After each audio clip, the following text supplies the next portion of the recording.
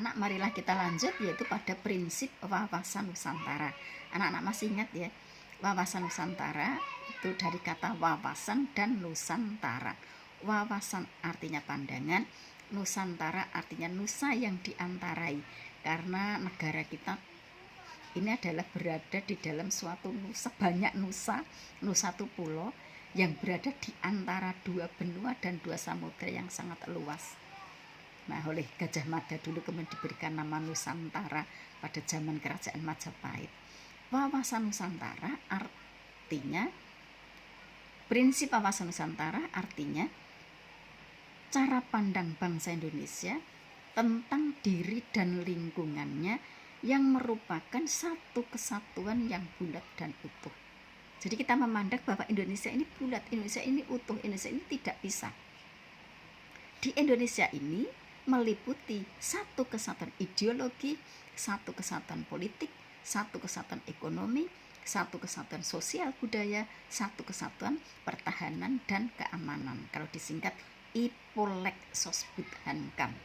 Jadi wawasan Nusantara merupakan cara pandang bangsa Indonesia tentang diri dan lingkungannya yang merupakan satu kesatuan IPOLEK Sosbud Hankam. Ideologi, politik, ekonomi, sosial, budaya, pertahanan, dan keamanan.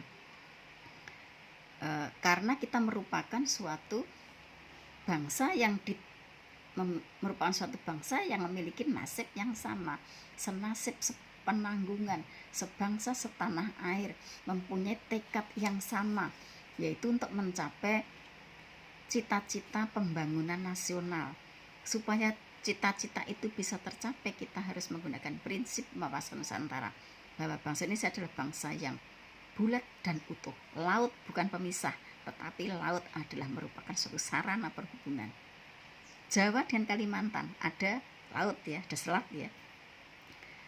Jawa dengan Sumatera ada selat kan, selat, laut bukan suatu pemisah di Indonesia, tapi merupakan suatu sarana perhubungannya adalah melalui jalur laut. Jadi kita memandang bahwa Indonesia merupakan satu kesatuan yang bulat dan utuh. Ini prinsip wawasan Nusantara. Untuk wawasan Nusantara cukup jika anak-anak nanti masih ada yang kurang, dalam penjelasannya masih kurang, anak-anak boleh WA saya ya, dalam WA grup saja. Jadi satu anak bertanya, yang lainnya ikut mendengarkan.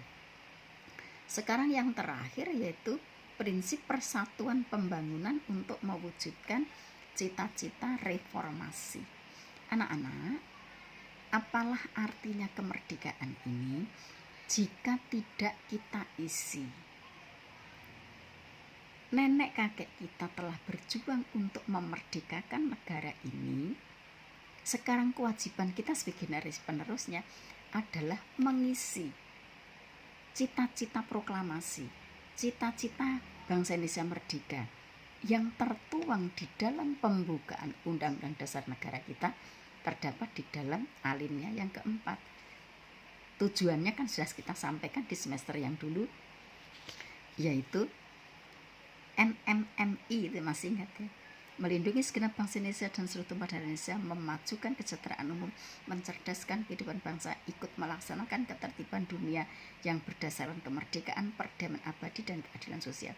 Ini semuanya kita laksanakan dengan cara melaksanakan pembangunan, karena cita-cita ini akan tercapai apabila kita melaksanakan pembangunan di seluruh tanah air yang dinamakan yaitu pembangunan nasional. Apa tujuannya? Agar tercapai masyarakat Indonesia yang adil dan makmur berdasarkan Pancasila. Keadilan dan kemakmuran akan bisa kita capai apabila kita semuanya melaksanakan pembangunan. Nah, di dalam melaksanakan pembangunan itu tidak bisa bim salah bim, sekali bangun semua se-Indonesia langsung merata, tidak bisa. Nah, tapi dalam melaksanakan pembangunan untuk mewujudkan cita-cita nasional ini bertahap. Yang mana dulu yang didahulukan, yang wajib didahulukan yang mana dulu? Kita harus sabar gitu ya.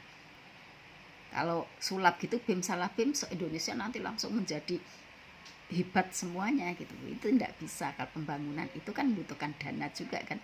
Jadi sedikit demi sedikit nanti lama kelamaan akan tercapailah cita-cita nasional, yaitu atau cita-cita pembangunan nasional, yaitu mewujudkan suatu masyarakat Indonesia yang adil dan makmur berdasarkan Pancasila. Supaya tercapai caranya dan dengan cara membangun, maka anak-anak kalian semuanya dan seluruh bangsa Indonesia jangan sampai ada yang mengganggu pembangunan. Jalan tol baru dibangun, dibom misalnya, itu mengganggu pembangunan. Itu nanti kita akan mengulang lagi, pembangunan akan merata lebih lama lagi. Anak-anak, saya rasa untuk materi minggu ini cukup dulu. Nanti akan ada tugasnya akan Ibu kirim secara dengan menggunakan link ya, dan saya kirim melalui WA. Saya rasa cukup. Marilah pertemuan kita ini kita akhiri bersama-sama dengan berdoa bersama sesuai dengan agama dan keyakinannya masing-masing. Berdoa mulai.